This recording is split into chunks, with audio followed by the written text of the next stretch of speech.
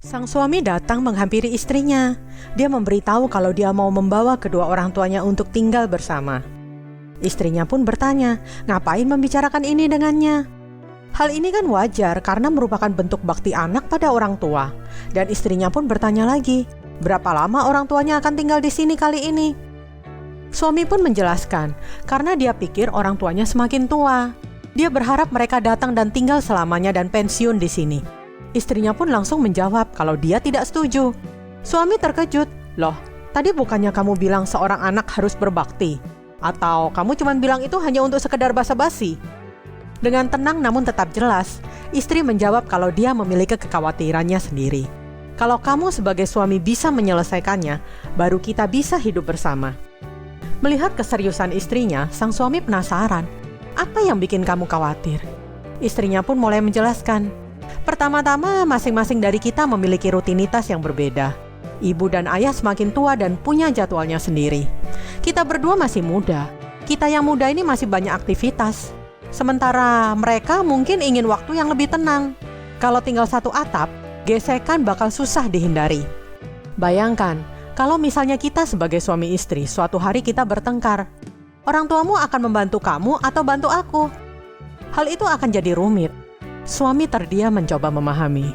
Saya pikir poin terakhir dan terpenting, ketika terakhir kali ibu datang, dia memberitahuku kalau tinggal di sini ini beda, seperti masuk penjara. Ayah juga bilang, senang bisa datang dan melihat anak sesekali. Minta dia tinggal lebih lama, mereka nggak akan kuat.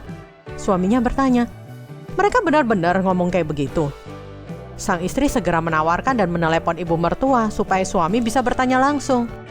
Namun suaminya menahan, sudahlah nggak perlu ditelepon, aku percaya kok.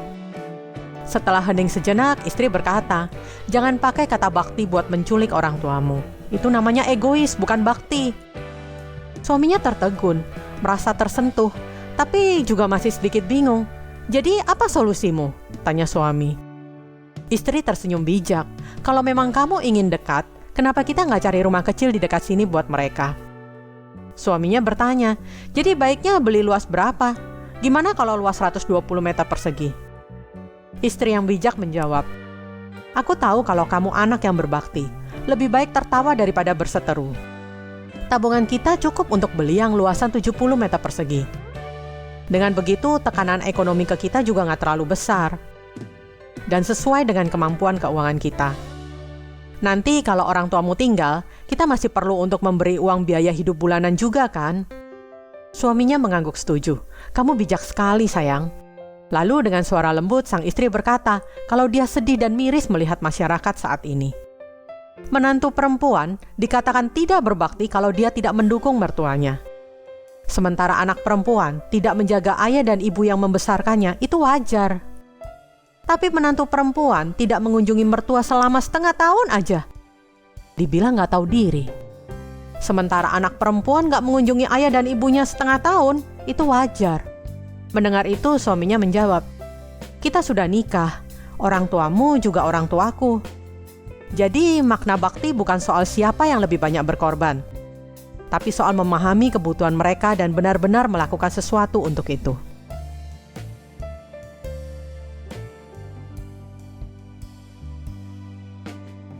Kali ini sang suami datang ke istri minta uang 50.000 yuan.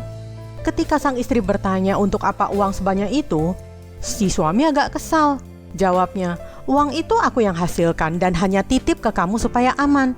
Aku berhak dong menggunakan uang itu. Tapi si istri tetap kalem. Dia nggak langsung nolak. Dengan tenang tapi tegas dia bilang, benar, aku bisa segera mentransfer uang itu padamu. Kamu bilang itu uangmu. Aku juga percaya kalau kamu pakai uang itu bukan untuk berjudi atau untuk mabuk. Tapi akan lebih baik kalau kamu mengatakan uang sebanyak itu untuk dipakai apa. Suami menjawab, kalau dia akan pergi minum malam ini. Istri pun bilang, kalau kamu mau pakai untuk pergi minum dengan siapa? Harga minuman juga nggak sampai 50.000 yuan. Suami pun akhirnya cerita, kamu kenal si Eka kan? Perusahaannya ngalamin masalah akhir-akhir ini. Uangnya nggak bisa diputar. Banyak hutang jatuh tempo. Dia merintis bisnis dari awal sampai besar. Bagiku, dia juga kakak yang baik dan selalu membantuku. Kalau bukan aku yang membantunya, siapa lagi yang bisa membantunya? Istri bijak ini dengan sabar berkata, Aku tahu ikatan persaudaraan kalian berdua sangat dalam. Dan aku juga punya beberapa ide yang akan lebih baik kamu mendengarkan dulu. Apakah yang akan aku katakan ini masuk akal? Setelah itu baru kita putuskan. Kalaupun kamu harus berpikir apa yang akan saya katakan tidak masuk akal, dan kamu masih ingin meminjamkan padanya, aku akan segera mentransfernya kepadamu. Tanpa basa-basi. Oke, saut suaminya. Istrinya pun mulai bicara. Tahun lalu, karena perusahaannya punya masalah arus kas, kamu meminjamkan dia 100.000 yuan. Maret tahun ini, kalau saya nggak meriksa mutasi bank, saya juga nggak tahu kalau kamu udah meminjamkan lagi 20.000 yuan. Totalnya sudah 120.000 yuan. Dan sampai saat ini, dia hanya bayar 5.000 yuan. Apa aku harus datang dan menagihnya? Istrinya menambahkan, aku tahu kamu orang yang sangat berempati dan ingin membantu orang lain tanpa pamrih. Tapi aku pikir, untuk membantu dirinya, ya dia sendiri yang harus mampu untuk melewati ini semua. Lagi pula baru-baru ini, dana kita sendiri juga sangat ketat. Aku buka 2 toko baru dan investasi banyak uang. Sementara perusahaanmu sendiri sebentar lagi juga akan ekspansi, dan itu semua perlu uang. Pepatah bilang, orang yang berhutang harus segera melunasinya sehingga nantinya dia nggak sulit untuk meminjam saat perlu. Eka memiliki hidupnya sendiri untuk dijalani. Kita juga memiliki hari-hari yang akan kita jalani. Aku udah selesai bicara. Kalau kamu masih ingin meminjamkan uang, aku akan segera transfer uangnya. Tapi berikutnya, kamu gak perlu nitip uang ke aku lagi. Kamu simpan sendiri. Mendengar itu, suaminya bertanya, malam ini baiknya aku pergi gak ya? Saut istrinya, kamu harus pergi malam ini. Tapi suaminya ini berkata kalau aku pergi, aku gak mungkin dong pergi dengan tangan kosong. Kalau dia tanya, aku bingung harus jawab apa. Kata istrinya, seingatku dia buat pakaian dalam kan. Dan setauku kualitas pakaian mereka cukup bagus. Kamu kan sudah kasih 20.000 yuan. Gimana kalau yang 50.000 yuan, kamu tukar dengan barang dia, dan nanti akan aku jualkan. Si suami terdiam sejenak. Terharu dan menarik napas panjang. Merasa sangat beruntung punya istri yang gak cuma cerdas, tapi juga sangat perhatian. Aku sangat mengucapkan terima kasih sama kamu.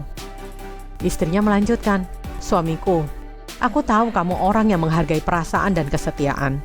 Ada beberapa orang yang dapat kamu bantu untuk sementara waktu, tapi juga nggak bisa membantu selamanya kan? Apa kamu tahu mengapa kata suami istri itu, kata suami di depan daripada istri?